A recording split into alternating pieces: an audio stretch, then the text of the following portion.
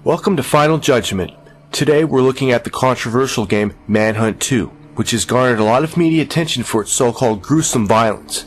I was expecting this to be the most violent game I've ever played, and given all the bad press this game has received, I was under the impression that you play as some serial killer psycho who goes around and kills people. Boy, was I wrong. Dead wrong. Let's check it out. First of all, you don't really play as a psycho. Well, not totally. Let's just say he has issues. The plot is that you're the victim of an experiment gone horribly wrong and escaped from the insane asylum where you were housed, and now the people in charge are out to kill you. You are, in effect, the target of a manhunt, and the people you kill in this game are just as vicious as you are and will take your head off on sight.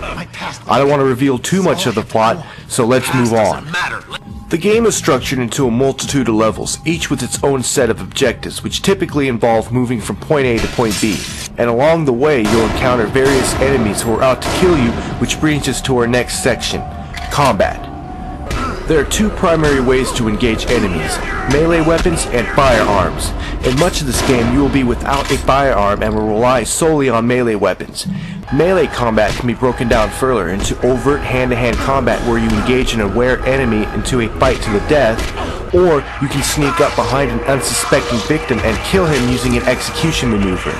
There are 3 levels of executions, and the higher the level, the more gruesome the killing, with each melee weapon having its own execution sequences. In addition to weapons executions, there are also environmental executions where you can use the environment to kill an enemy as indicated by skulls on the radar. Each execution is blurred, obscuring the death scenes.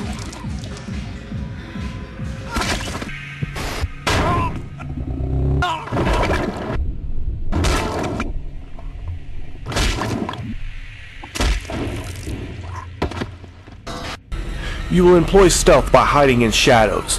When hiding in the shadows, the enemy cannot see you, and from there you sneak up on enemies and perform execution maneuvers. This is the preferred method because hand-to-hand combat is risky and dangerous, can be extremely difficult when dealing with multiple enemies. The stealth system in this game is reminiscent of Metal Gear Solid 3, though not as elaborate. Later in the game you will acquire firearms and engage in firefights with the people who are trying to hunt you down. This type of combat is similar to the firearms combat in Grand Theft Auto, but without the lock-on feature. The weapon selection is limited as there are only a few types of guns in the game. Headshots, however, are pretty interesting. Play control. Manhunt for the Wii makes very interesting use of the Wiimote. Punching in overt melee combat involves holding the Wiimote and nunchuck and performing a punching motion. Executions involve a sequence of motions you must perform that mimic the killing act. For example, stabbing with the syringe involves a downward stabbing motion with the Wiimote to simulate stabbing. Gun combat involves pointing the Wiimote at the screen to aim, similar to Resident Evil 4. There are also parts where you're hiding in the shadows and the enemy is nearby looking for you, and you must hold your Wiimote still or else you'll be discovered. The graphics in this game are last-gen graphics, so don't expect anything spectacular in that regard. However, the game does employ sound very effectively. Overall, this game is okay. However, there were some problems. There are a couple of problems with the executions. The first being that there were some responsivity problems. Sometimes I would have to perform a motion twice to get it to work, and on top of that, sometimes your window of opportunity is too short and you'll be behind someone. The command will pop up on the top side of the screen to begin the execution sequence, and you'll swing, but the command will terminate, causing you to perform a regular punch instead, alerting the enemy. Half the time, when you perform an execution, the environment is so dark that you can't see anything. There needs to be a substantial amount of light in the area in order to make out what's going on, and that's if you're not staring at the top left side of the screen waiting for the commands. Another problem is that firearms combat is cliché and can get boring at times. I also feel that this game is too easy. Gunfire does very little damage to you, as if they're shooting you with BB guns, and some of the enemies are just really stupid, like these morons that try to engage you with melee weapons when you're armed with a gun.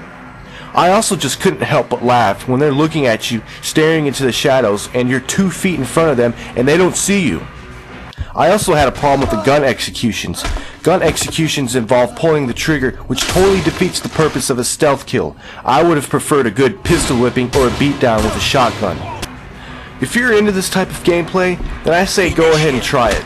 Otherwise, you may want to pass. This really is a beat it once or twice and then move on type of game, much like Heavenly Sword.